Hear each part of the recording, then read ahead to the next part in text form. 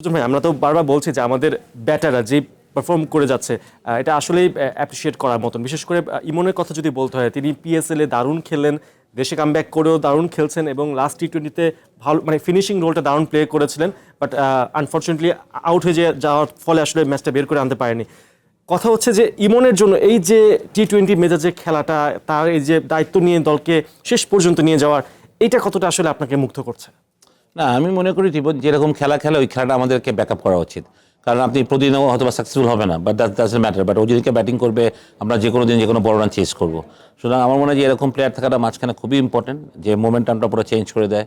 আপনি লাস্ট ম্যাচও দেখেন নেমেই 6 মারলো। সুতরাং আমার কথা হলো যে ওর এই যে ফিয়ারলেস ক্রিকেট, এই ফিয়ারলেস ক্রিকেটটাকে আমাদের সাপোর্ট করতে হবে টি-20 যদি আমরা জিততে চাই। কারণ আপনি এটা বলতে পারবেন না আবার অতি শট খেলে মেরে আউট হয়ে গেল, এই কথাগুলো বলা যাবে না। ওকে ওর মতন খেলতে দিতে হবে, লেট হিম ব্যাট। ও যাতে সাবলীলভাবে স্বাধীনতা নিয়ে ব্যাটিং করতে পারে, এটা খুব ইম্পর্টেন্ট। সবাই একরকম হবে না, কেউ থাকবে গ্রাফটিং করে ম্যাচ বের করে নিয়ে যাবে। টি-20 যে আপনার গ্রাফটার লাগবে না সেটাও না। আমি হৃদয়কে খুব ইম্পর্টেন্ট পজিশন দিব এখন টি-20-তে, যেমন ও যেহেতু মিডল অর্ডারে খেলতেছিলাম 4 নম্বর পজিশনে, ওর যেভাবে রোল প্লেটা লাস্ট ম্যাচে রোল প্লে করলো, যে খেলা শেষ করলো, আমার এই রোলটা হৃদয়েরই থাকা উচিত। বাকি ইমন কিংবা শামিম এরা ওদের এগ্রেসিভ মানে যে একটু বেশি রিস্ক নিয়ে খেলবে, হৃদয় এটাকে ম্যাক্সিমাইজ করবে সত্যি কথা বলতে গেলে।